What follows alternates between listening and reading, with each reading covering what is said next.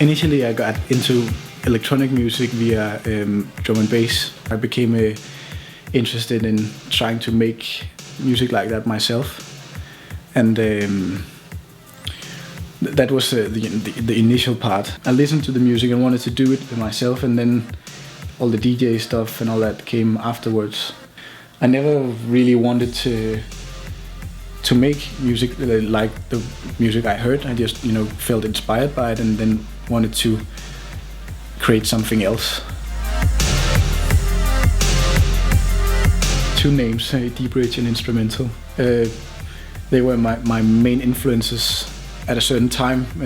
Had a huge impact on my idea about electronic music, but also the band like the Cure, really, especially the Disintegration album and the album called Pornography.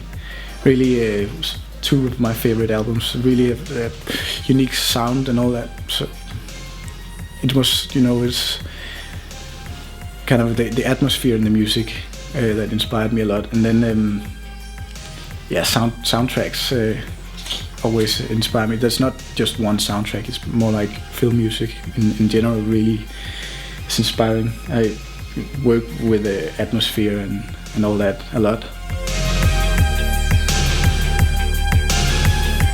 When I was invited to do some parties down there, it gave me the possibility, to book some of the people that I looked up to at first in the drum and bass music, and get to talk to those people and establish a contact in some way. So that has been very important to me. And if I'm just here at home trying to work something out, I usually start off with a melody, or a chord progression or something like that. But the melody is very important in my music, so I usually start off that way, and the mood and all that comes through the melody. So sometimes it can be just an idea about a drum sound or something like that. So it's not the same process every time, but when I'm in transportation, I try to record it on my phone or something like that, just to remember the melody. If it's a melody, I'll try to record it while I remember it. Sometimes I think I might have lost a lot of melodies that way too, because it's not always that it's appropriate to record it. If you're in the bus, it might be a little weird to start singing a lot. Maybe I just should do it, but I think I still have to say the Juno 106. It's really easy to operate, and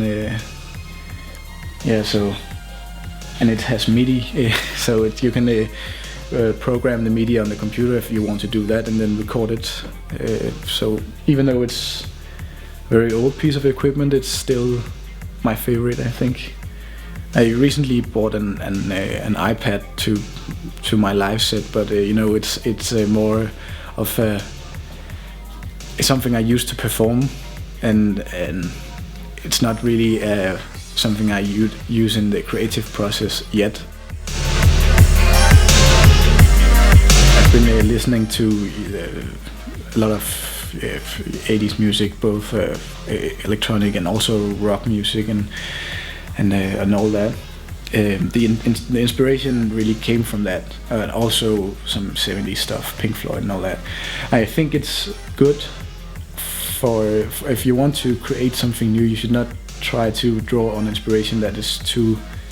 It's not draw from contemporary music, and because I think you'll create something that sounds like a lot of other contemporary stuff if you just get inspired from it. Of course, there's a lot of good stuff coming out now. There's a great time to be an electronic music musician right now, but I think you can create something more unique if you mix something, the new technology with computers and all that, and try to find inspiration from other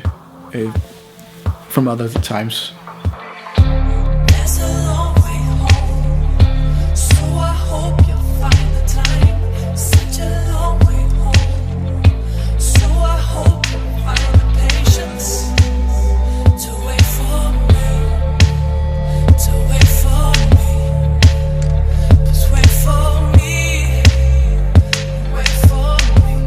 working only on a few things right now. I'm working on a new EP or single, but it's really very much unplanned still. I'd like to get more abroad to play outside of Denmark, which I'm also working on heavily. There's a lot of footwork that needs to be done. I am sure